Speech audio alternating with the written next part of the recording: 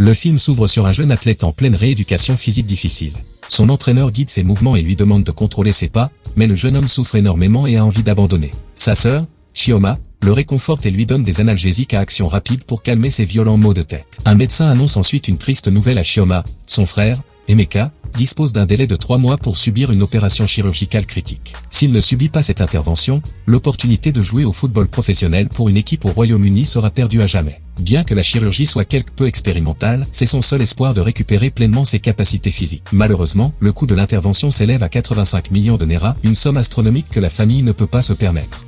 Chioma tente d'obtenir justice auprès du système judiciaire, affirmant que la riche famille du conducteur ivre responsable de l'accident devrait financer l'opération. L'avocat lui explique que la famille du conducteur a déjà payé les premiers soins d'urgence ainsi que 2 chirurgies précédentes, ce qui signifie qu'elle a rempli ses obligations légales de base. Aux yeux de la loi, cette nouvelle opération est considérée comme non urgente car Emeka est techniquement stable et pourrait finir par marcher grâce à une thérapie à long terme, même s'il ne pourra plus jamais faire de sport. Chioma est furieuse et déclare que son frère était destiné à devenir footballeur et ne peut pas simplement attendre une thérapie lente et incertaine.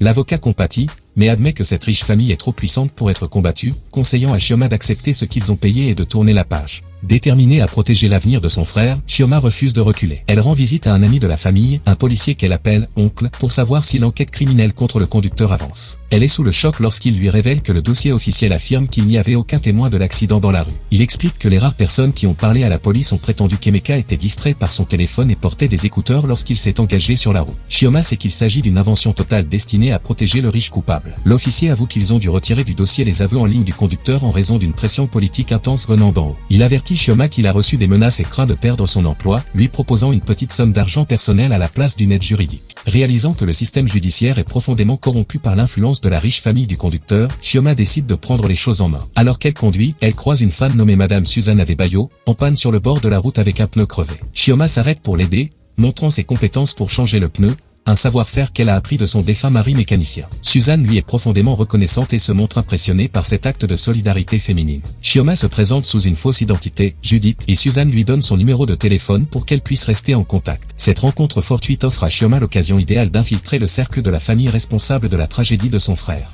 Chioma retrouve son ami proche, David, pour discuter d'un plan dangereux. Elle souhaite se faire embaucher comme employée de maison chez le chef Lal, le puissant homme politique candidat au poste de gouverneur dont la famille a causé l'accident. Son objectif est de trouver des preuves compromettantes à l'intérieur du manoir afin de faire chanter le chef Lal et d'obtenir les 85 millions de naira nécessaires à la chirurgie d'Emeka. David hésite et ne veut pas prendre part à un projet aussi risqué, mais Chioma le supplie de l'aider. Elle lui demande de lui servir de couverture, lui donnant pour instruction de diffuser massivement sur internet les preuves qu'elle lui enverra si sa tentative de chantage échoue ou si elle disparaît pendant plus de 3 jours. Elle lui confie qu'elle se sent personnellement responsable de l'accident car son frère répondait à son appel téléphonique lorsqu'il a été renversé. Pour s'assurer que sa couverture soit totalement sûre, Chioma prend des précautions extrêmes. Elle rend visite à son frère blessé et lui demande d'effacer complètement sa présence numérique en la supprimant de ses comptes sur les réseaux sociaux. Elle veut disparaître totalement d'internet afin que la méfiante famille Lal ne puisse pas remonter jusqu'à sa véritable identité ni trouver un quelconque lien avec Emeka. Peu de temps après, elle passe un entretien pour le poste de gouvernante au manoir des Lal sous son pseudonyme, Judy. La personne qui lui fait passer l'entretien, Arita, remarque que sa vérification d'antécédents est anormalement vide et qu'elle n'a aucun profil sur les réseaux sociaux. Chioma explique habilement que ses anciens employeurs accordaient une grande importance à la confidentialité et qu'elle ne s'intéresse tout simplement pas aux réseaux sociaux, ce qui dissipe leurs premières inquiétudes.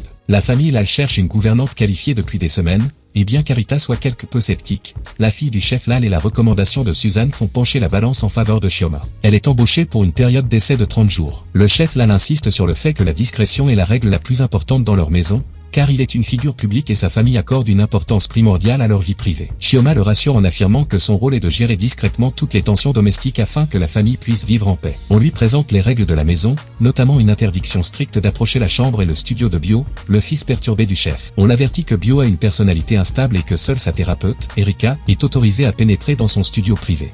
Pendant sa première journée de travail, Chioma observe le fonctionnement interne de la maison. Le chef Lal se concentre sur sa campagne pour le poste de gouverneur, célébrant des sondages politiques favorables avec sa femme, qui planifie un événement caritatif de grande envergure pour améliorer son image auprès des électrices. Lorsque Bio rentre à la maison, il montre immédiatement de l'hostilité envers la nouvelle gouvernante, lui ordonnant de rester à l'écart. Plus tard, le personnel de cuisine prépare le dîner de Bio, et Chioma insiste pour porter elle-même le plateau lourd afin de faire bonne impression. On lui demande de placer ses médicaments indispensables juste à côté de son assiette pour qu'il n'oublie pas de les prendre, mais dans la précipitation de ses tâches, elle oublie de poser les pilules sur le plateau. Le lendemain matin, la maison est plongée dans un chaos total. Bio a une violente crise psychiatrique parce qu'il n'a pas pris ses médicaments. Il devient extrêmement dangereux et attaque son père avec un couteau. Alors que les autres paniquent et s'enfuient, Chioma intervient courageusement, désarme Bio et désamorce cette situation de grand danger. Malgré sa bravoure, l'épouse du chef Lal est furieuse de ce manquement à la sécurité et accuse Chioma d'avoir oublié les médicaments. Elle exige que Chioma soit licenciée et qu'elle quitte la maison avant midi. Cependant, le chef Lal intervient, allant à l'encontre de la décision de sa femme. Il salue la réactivité de Chioma et son courage sous la pression, soulignant qu'elle lui a sauvé la vie, et insiste pour qu'elle reste à son poste de gouvernante. Sa position étant désormais assurée, Chioma tente d'établir un lien avec Bio. Elle s'excuse auprès de lui pour avoir oublié ses pilules la veille au soir, reconnaissant que son erreur l'a mis en danger, lui ainsi que les autres. Bio est surpris par son attitude compréhensive et admet qu'il ne se souvient pas entièrement de ses actes de violence. Lors d'une séance ultérieure avec sa thérapeute, Erika, Bio décrit des souvenirs vifs et récurrents de sa mère qui hurlait pendant que son père restait là sans rien faire alors qu'elle se noyait. La thérapeute balaie ses souvenirs en les qualifiant d'illusions créées par son esprit pour justifier son profond ressentiment envers son père. Cependant, Bio insiste sur le fait que ces visions lui semblent tout à fait réelles. Pendant ce temps, Chioma écoute les rumeurs du personnel de maison selon lesquelles Bio prétend toujours que son père a tué sa mère chaque fois qu'il oublie ses médicaments, ce qui lui donne un indice majeur dans sa quête de vérité. Cet élément d'information capitale convainc Chioma que les sombres secrets de la famille vont bien au-delà d'un simple accident de la route. Elle comprend que le traumatisme de Bio pourrait détenir la clé du moyen de pression ultime dont elle a besoin pour sauver la vie de son frère et démasquer une fois pour toutes cet homme politique corrompu. Alors que le compte à rebours avant la chirurgie de son frère a commencé, elle doit naviguer à travers les tensions dangereuses au sein du manoir pour découvrir la vérité cachée derrière la mort tragique de la mère de Bio avant que sa véritable identité ne soit découverte par cette puissante famille. Et c'est là que l'histoire commence. Que pensez-vous de ce résumé? Si vous l'avez apprécié et que vous souhaitez en voir plus, recherchez The House Manager ici sur YouTube pour regarder cette histoire captivante. Pour nous soutenir, n'hésitez pas à aimer, partager, commenter et vous abonner, et visitez ma chaîne pour découvrir d'autres récits de ce genre.